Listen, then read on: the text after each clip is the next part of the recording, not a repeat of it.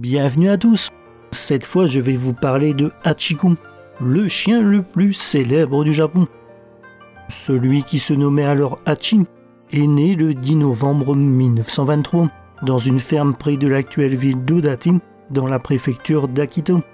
En 1924, Hidesabulo Ueno, professeur au département d'agriculture de l'Université impériale de Tokyo, adopta Hachi et l'emmena vivre à Shibuya. Ueno était un grand amateur de chiens et emmenait souvent Hachi avec lui à la gare de Shibuya lorsqu'il sortait. Si bien que rapidement Hachi commença à quitter seul le domicile pour accueillir Ueno à la gare lorsqu'il rentrait. Le 21 mai 1925, Hachi attendait comme à l'habitude son maître à la gare de Shibuya. Mais celui-ci ne revint jamais, terrassé par une hémorragie cérébrale après une réunion de travail. Hachi n'a rien mangé pendant les 3 jours suivants, et le jour même des funérailles, il alla comme à son habitude chercher Ueno à la gare de Shibuya. Après ça, Hachi fut confié à un parent de l'épouse d'Ueno, tenant un magasin de kimono à Nihonbashi Denmachu. Mais en raison de sa personnalité amicale, il sautait dès qu'un client venait. Il ne put donc pas y rester, et fut envoyé chez Senkichi Takahashi à Asakusa.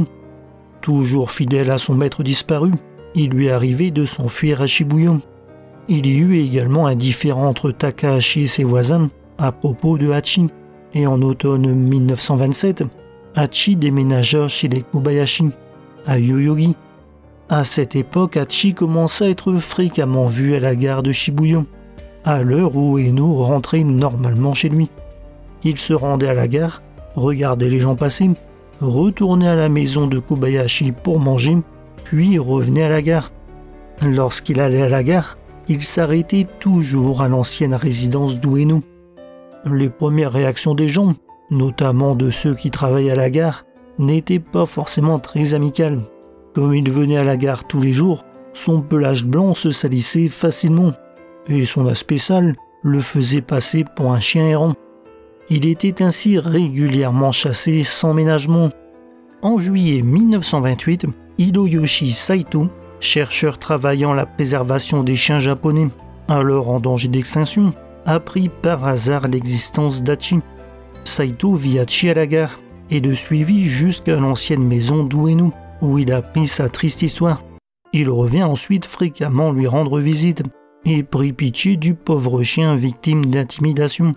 Il écrivit dans le magazine de l'Association japonaise des chiens sur sa remarquable loyauté et sa triste situation actuelle. Mais il souhaitait que davantage de gens connaissent la situation d'Hachi pour que les choses puissent changer. Et il écrivit alors une lettre à l'Asahi Shimbun. L'Asahi Shimbun publia l'un de ses articles et l'histoire de Hachi devient instantanément un sujet national. Saito se souvenait dans son livre « Chiens et loups japonais », publié en 1964, « Je me souviens avoir ri quand j'ai vu Hachi sortir lentement de la salle du personnel de la gare, avec des lunettes dessinées à l'encre et une barbe. La nuit, il était poursuivi par le père du propriétaire d'un stand de nourriture pour avoir dérangé les clients. Je pensais que je pourrais d'une manière ou d'une autre faire connaître aux gens la triste situation d'Hachi et les amener à prendre davantage soin de lui. Alors j'ai écrit une lettre à l'Asahi Shimbun et l'article a été largement couvert le 4 octobre 1930. Il est devenu célèbre tout d'un coup. Lorsque l'équipe photo de l'Asahi est arrivée à la gare, le chef de gare a été surpris. Soudain, tout le monde à la station de la ligne Toyoku, le personnel de la gare et les gens des magasins ont commencé à l'aimer. La fidélité de Hachi à la mémoire de son maître a impressionné le peuple japonais et fut loué comme l'esprit de loyauté familiale auquel tous devaient s'efforcer de parvenir. Hachi devient alors Hachiko, le chien fidèle. Les enseignants, les parents prirent Hachi comme exemple à suivre pour les enfants. Les gens commencèrent à lui apporter des friandises et de la nourriture et à venir de partout pour prendre une photo avec lui, devenant une véritable attraction locale. Vers 1933, Teru Ando, un sculpteur, fut ému par l'histoire de Hachi et voulut faire une statue en bronze en son honneur. Le 10 mars, une soirée de levée de fonds a eu lieu, durant laquelle pas moins de 3000 personnes vinrent voir Hachi.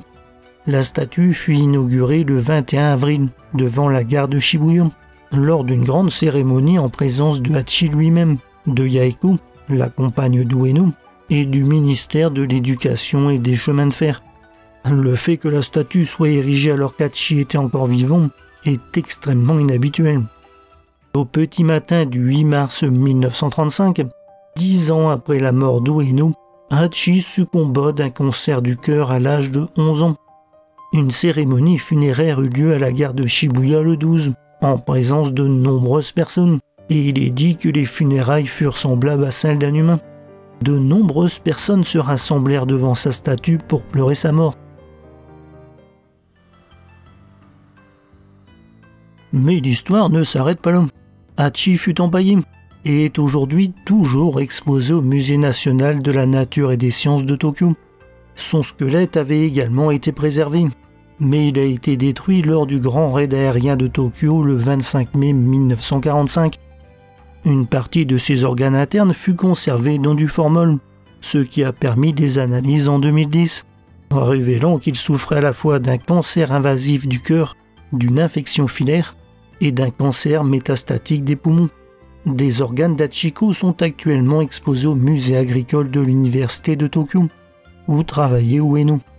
Quant au reste, ils furent incinérés et enterrés au cimetière d'Aoyama, aux côtés d'Ueno. Durant la Seconde Guerre mondiale, le Japon fut confronté à une pénurie de métal, et en 1941, un édit impérial promulgua un ordre de collecte des métaux. Le bureau des chemins de fer de Tokyo déclara alors que la statue de Hachiko serait donnée.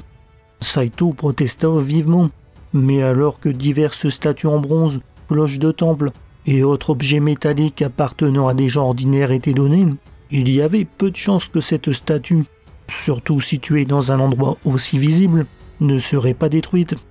En octobre 1944, il fut décidé de retirer la statue pour la mettre à l'abri jusqu'à la fin de la guerre.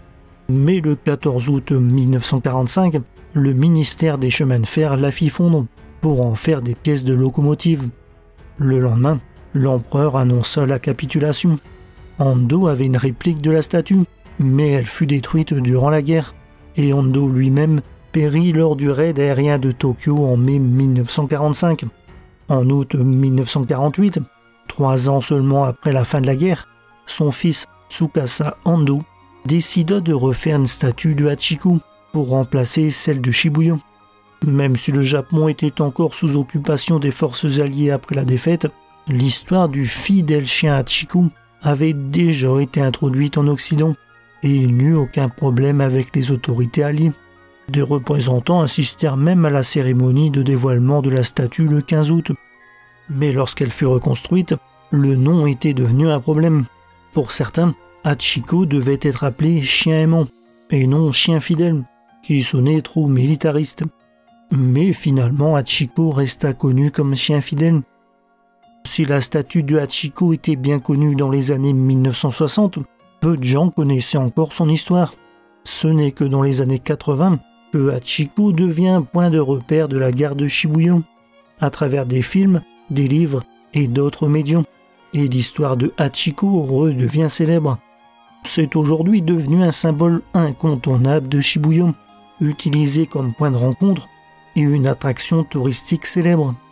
Chaque année depuis 1936, la dévotion de Hachiko est honorée par une cérémonie solennelle du souvenir à la gare de Shibuya, où des centaines d'amoureux des chiens viennent honorer sa mémoire et sa loyauté. La ville d'Odate, préfecture d'Akita, connue comme le lieu de naissance de Hachiko, a également été impliquée dans de nombreuses activités liées à Hachi.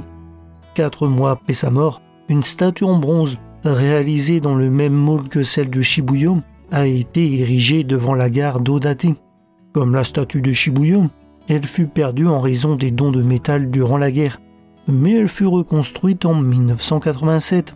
Mais la plus émouvante des statues de Hachi est très probablement celle inaugurée en mars 2015 pour commémorer le 80e anniversaire de sa mort, avec une statue en bronze représentant Ueno revenant retrouver Hachi.